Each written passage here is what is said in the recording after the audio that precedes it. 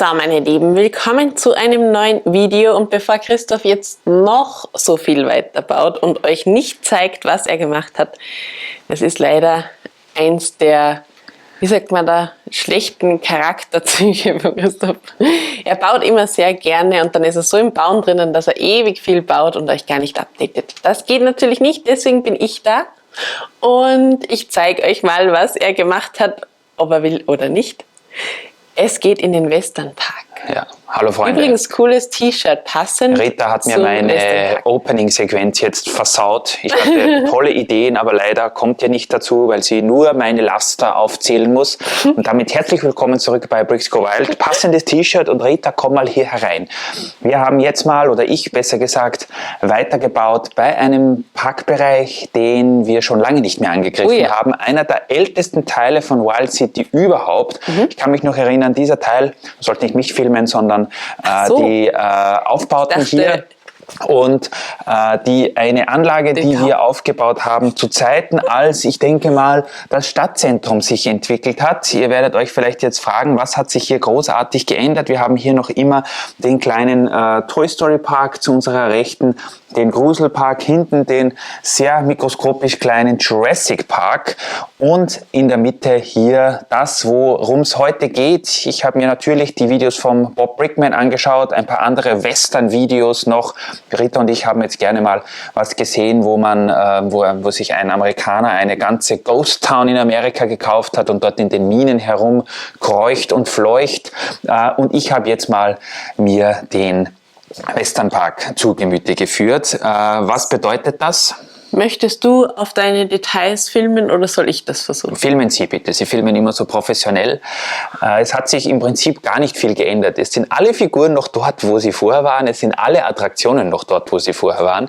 Ich habe alles wieder so aufgestellt, wie es war, um einen mehr oder weniger Legacy-Teil hier zu erstellen, wie Rita das damals halt mit doch sehr wenig Teilen realisiert hat. Und film bitte einmal kurz, nur damit die Leute wissen, worum es hier geht, hinten beim Disney-Bahnhof vorbei, in Richtung dieses Hotshot Carnivals, damit ihr sehen könnt, wie das vorher so in etwa ausgesehen hat. Wir haben also noch immer die, was ich sehr hässlich finde, limefarbenen Baseplates gehabt dort, was für den Westernpark ja überhaupt nicht geht. Wir hatten zwar ein paar braune verbaut, aber es schien da und dort noch immer die limegrüne Baseplate durch und dann ganz schmale Gehwege, die noch an Zeiten erinnernd haben, als wir keine Teile zur Verfügung hatten. Ja. Es war wirklich zum Teil so, dass wir keine Baseplates hatten, keine Fliesen und keine gar nichts. Wir haben das alles irgendwie ein bisschen aufzubauen versucht und ja, der Westernpark ist im Gegensatz zu vielen anderen Bereichen des Parks immer gleich geblieben.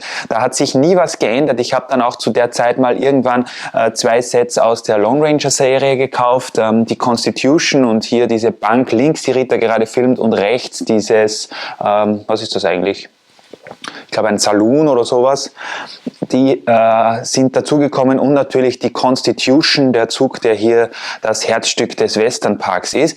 Und was ist jetzt hier passiert? Ihr könnt es vielleicht schon sehen oder erahnen, es ist jetzt kein Leim mehr hier zu sehen, sondern es wurde alles, und das zwar sogar doppelt und dreifach, mit braun geplatet. Das heißt, dass das alles so einen erdigen Look hat. Ich habe mir zuerst zwar auch gedacht, Sand also nicht Sand, sondern Beige, also Tan und Dark Tan würde hier ganz gut aussehen. Ich habe mich aber dann entschieden, das Braun zu belassen. Das heißt, hier ist jetzt alles, das Gleis ist hier ganz schön eingearbeitet in die Szenerie. Hier fehlen mir für hinten noch die 1x2 Tiles in Schwarz, aber sonst sieht das, finde ich, mega aus hier mit der Constitution. Ich habe auch alles ein bisschen aufgebaut. Der Zug war irgendwie so, abfahrbereit und die Kanone hinten und alles war zu. Ich habe das jetzt aufgestellt, auch die Figuren noch ein bisschen umgedreht zum Teil, und was auf jeden Fall neu ist, ich habe alle 2x2 Dark Tan Tiles rausgerissen aus dem Westernpark und habe sie ersetzt durch die neuen, die wir jetzt im Legoland mal gekauft haben. Und zwar sind das 1x3er Tiles mit dieser Holzoptik. Ich habe mir gedacht, dass das vielleicht ganz gut aussieht hier in dem Bereich. Wir haben ja in jedem Teilbereich des Vergnügungsparks mehr oder weniger einen anderen Boden, oder so wollen wir das auf jeden Fall machen. Jetzt haben wir dort auch einen anderen Boden, der passt, finde ich, ganz gut hier mit diesen Dielen, teilweise ein bisschen erhöht, teilweise ein bisschen schon in schlechterem Zustand, teilweise kommt der Sand und der Schmutz auch schon drauf auf diese Dielen, aber das sieht, finde ich, ganz nett aus. Ich habe das auch versucht, ein bisschen einzuarbeiten, dass es nicht überall gleich hoch ist. Das ist alles noch nicht fertig. Ich plane hinten, wo jetzt die Lok des Hogwarts Express steht, irgendwo noch einen kleinen Eingang in eine Mine, in eine Untergrundmine, und irgendwo soll noch eine Art Planwagen mit 2 Pferden vorne drauf hinkommen. Und wir haben hier auch noch sehr wenig Besucher. Rita hat damals, und dann darf sie gleich weitersprechen, irgendwie fast nur Schausteller hier platziert. Das heißt, wir haben hier Cowboys, Indianer, alle möglichen Jongleure und keine Ahnung was sonst noch. Aber wir haben fast keine Leute. Es ist vielleicht daran gelegen, dass wir damals zu wenig Minifiguren hatten. Jetzt hat sich das auf jeden Fall geändert und wir haben jede Menge, was wir noch hier einbauen können. Wir müssen nur schauen, weil wir vom Platz her ein bisschen begrenzt sind. Also ich muss sagen, es gefällt mir sehr gut. Ich glaube, ich weiß auch, warum wir hier hauptsächlich, wie du sie nennst, Schausteller haben.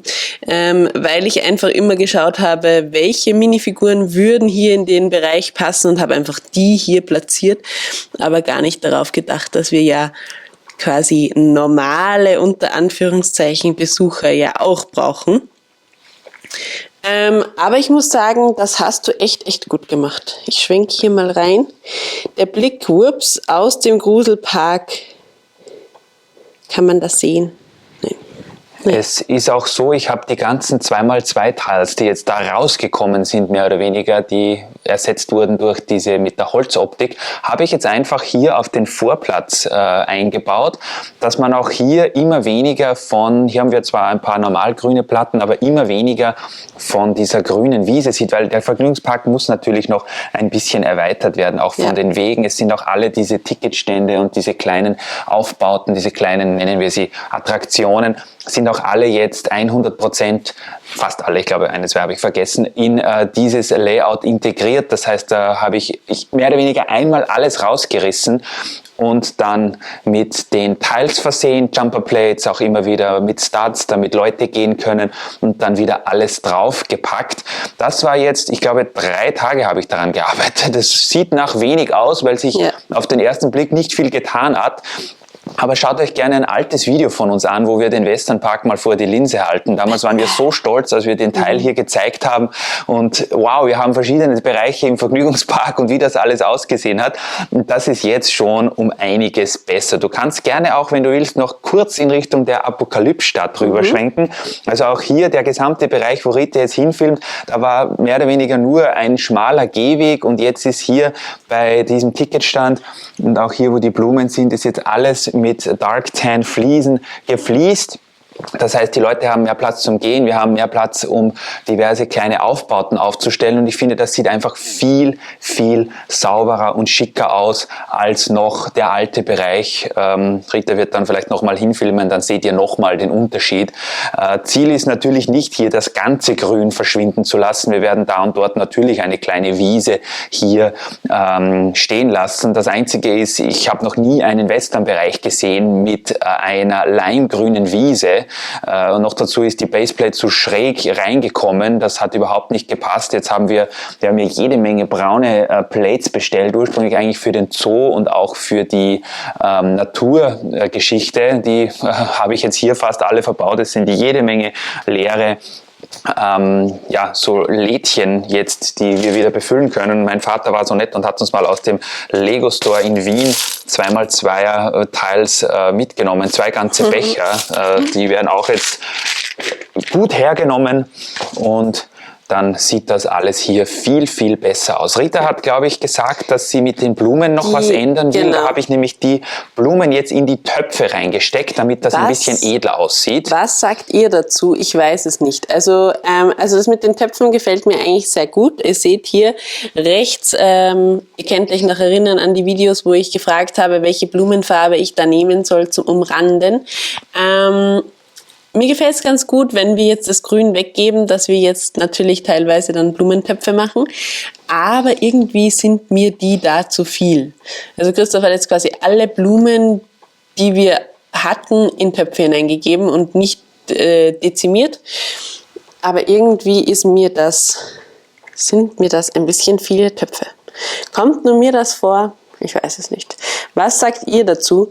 Sollen wir da einfach, weiß nicht, ein paar rausnehmen und dann halt nur, keine Ahnung, hier und da einen Topf stehen lassen? Ich weiß es nicht. Schreibt es uns in die Kommentare, was ihr da machen würdet. Oder ob ihr es vielleicht ganz anders machen würdet, vielleicht Palmen hereinstellen, nein, keine Ahnung. Was auch immer euch einfällt, schreibt es uns unten in die Kommentare, jetzt verspreche ich mich schon.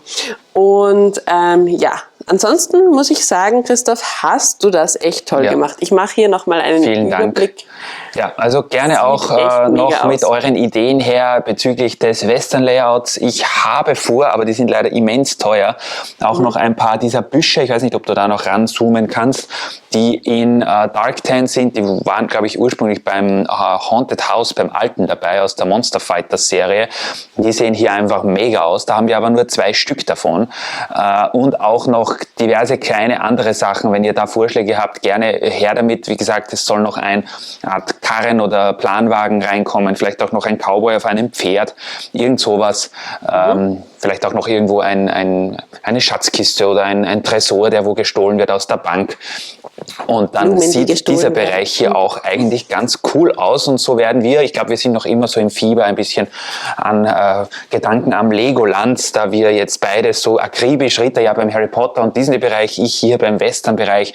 Wir sind jetzt momentan gerade, wir haben auch schon gesprochen über die neue Achterbahn, wo die hinkommen kann, weil es platztechnisch ja doch sehr eng ist bei uns. Aber vielleicht dort hinten, da werden wir demnächst mehr umbauen, da der Vergnügungspark sich jetzt gerade stark verändert, wäre das möglich, die Achterbahn vielleicht auch dort einzubauen. Aber eins nach dem anderen, die muss erstens mal aufgebaut werden und zweitens müssen wir jetzt mal diverse Bereiche hier noch verschönern. Es fehlen noch jede Menge Minifiguren, es fehlen noch Teile da und dort. Das ist noch nicht komplett hier, aber es macht jede Menge Spaß, hier weiterzuarbeiten. Hoffe, euch gefällt es auch und ihr baut auch was Schönes. Letztens haben wir gerade wieder von einem Zuschauer einen tollen Vergnügungspark geschickt bekommen, der auch viele, viele Ideen hatte, wo man Sets, die vielleicht sonst nicht in eine Stadt passen würden, in einen Vergnügungspark reinsetzen kann und das gefällt uns immer sehr, sehr gut. Und irgendwann kommt auch nochmal ein Review-Video zur Constitution, da wartet ihr ja schon lange drauf.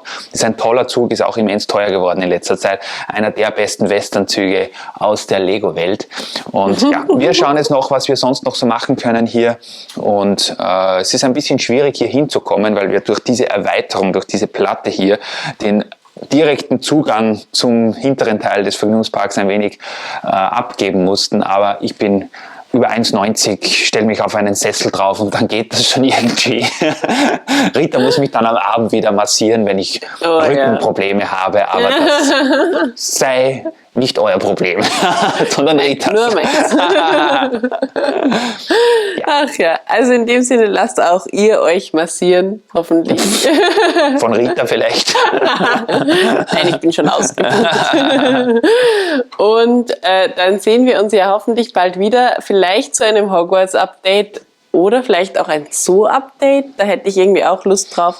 Mal schauen. Jede Menge auf jeden Fall, was wir momentan machen können, so wie immer. Aber das ist ja auch gut. Ja. Das ist das Gute, ja. Gut, dann sehen wir uns und bis demnächst. Bis Tschüss. Tschüss.